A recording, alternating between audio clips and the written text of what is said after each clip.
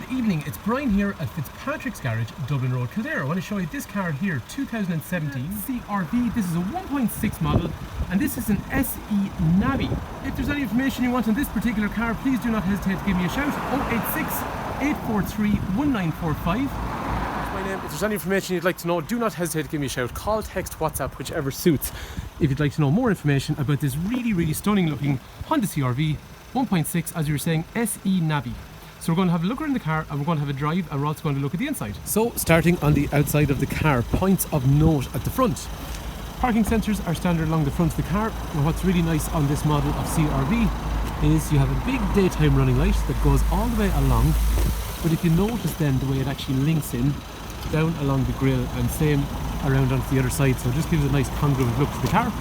The front fog lights have nice chrome surrounds along the bottom, and then on the silver car here, probably a little bit less obvious, but you have a nice brushed aluminium garnish on the bottom of the bumper. The wheels are a 17-inch wheel and they are diamond cut, so as you can see they have a nice reflective kind of surface on them. And the good news is all four wheels seem to be in very good condition all the way through, because this front left wheel is usually the wheel that gets a load of abuse from curbs. Moving down the side, there is privacy glass on the rear of the car, and what's also nice then on these ones, they have this roof rail again which is brushed aluminium, keeping with the theme that's on the front. Moving on to the back of the car, if you remember, the grille had chrome, the rear bumper also has chrome, the front had brushed aluminium, the rear is brushed aluminium, so again, nice congruent look all the way around the car. Condition, in my opinion, is very good, both on the outside and also on the inside. And one other neat trick as well is the key. So along here, if we see we lock the car, that's fine. The lights, first of all, are on. They stay on for about 30 seconds or so after you get out of the car, which lights up the driveway, which is dead handy during the winter.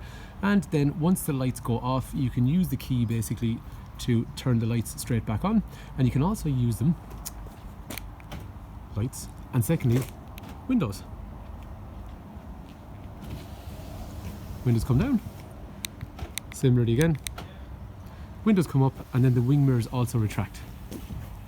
So you may have noticed then there is no registration on this car at the moment, and the reason is the car has come from England. The reason the car has come from England is, unfortunately, CRV buyers at the moment are holding on to their CRVs.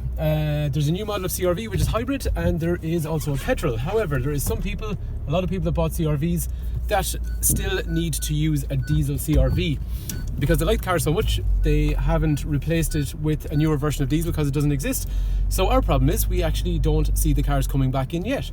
So to compensate, we've sourced some nice CRVs. We've been sourcing cars out of England for years and they're always coming from one source. Where we get them, cars go onto contracts over in England. They go for 3 years. They are main dealer serviced, so that means they're going through a proper Honda garage in this case. There'll be a dealer service history with the car. Usually the contract is 3 years, however, and this is if the person actually has a disability or something like that, or that's how it works. And they hand back the car at the end and the car's inspected and it's kept right, and there's good condition vehicles. And the problem is the dealers over there get way too many, so they have to, sell them back out because they can't cater with the amount. All good news. This particular one, it's only 2 years old. We've another couple of 2-year-old ones coming in as well. And the reason these are coming back is these are early returns. So that means maybe something's happened to the person that used to own it, and that's why it's come back to them. So these are genuine one-owner cars, and we'll register the car on your plate of where you are from, all included in the price. So what I'd like to drive, very nice. But then again, I would say that. Don't take my word for it. Come try one yourself. First thing is that you notice when you're driving one of these is gear stick. Gear stick's high up, it's really accessible.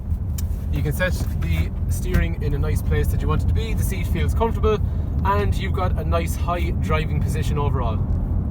Second thing is, people used to worry about these when they came out first because they were 1.6, they're 120 horsepower with 300 newton meters of torque, but people used to think, oh my god, there won't be enough power in it and all that kind of stuff. Let me tell you, come try it yourself. There is loads of power. 300 newton meters of torque is plenty to get up and go in these. For example, let's start off. First gear, second gear, third gear,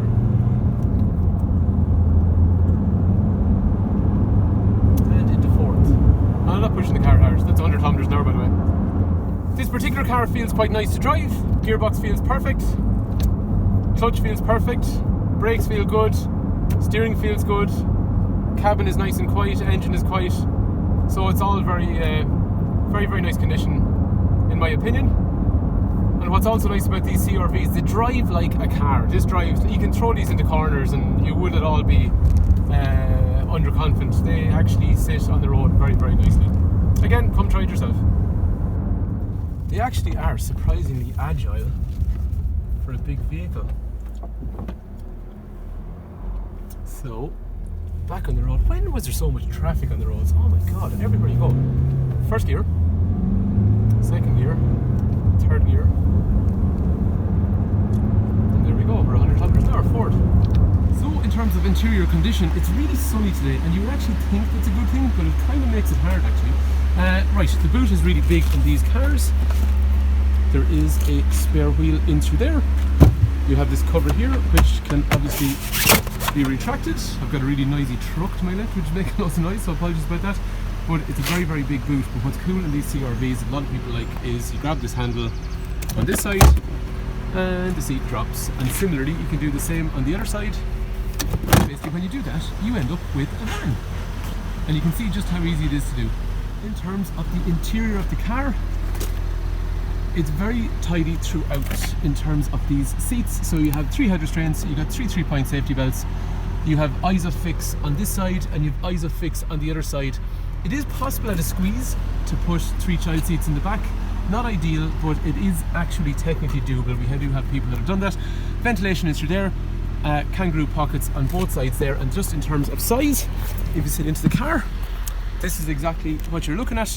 So good headroom, and as you can see there, then I've got leg room, so that's basing on me, which is about 6 foot. Moving into the front of the car, actually one other thing I forgot to say on these as well, these doors are brilliant because they open at a right angle.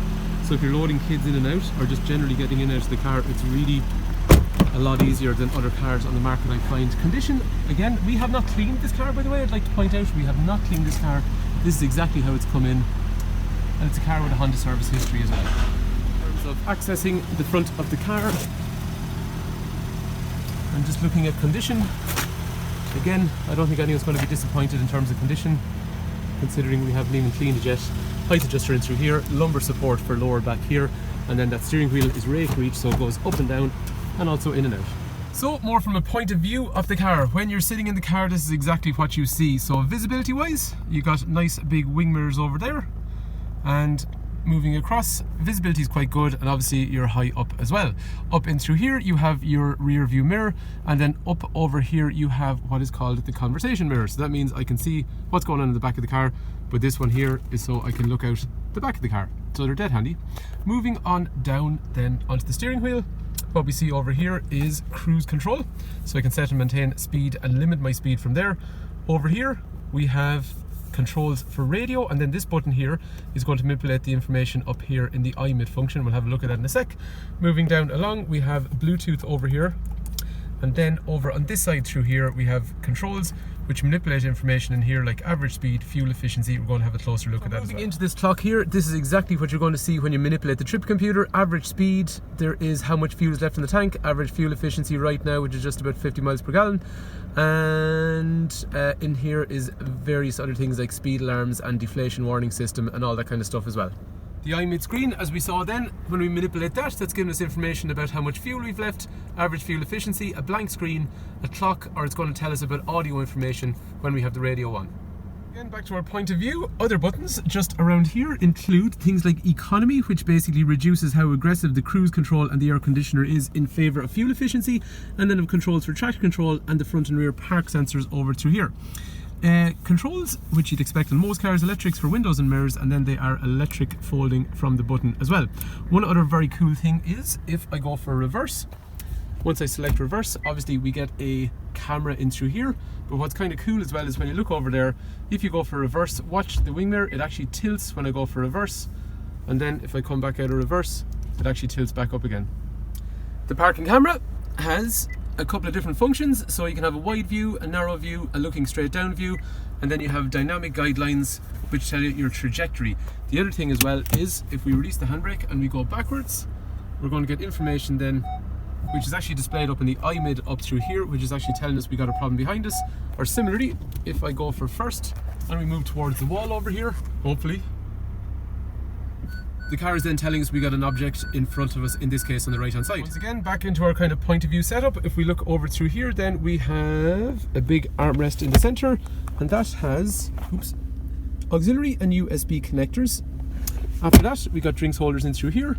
Over here, another 12-volt outlet. The gear stick is nice and high where it's mounted.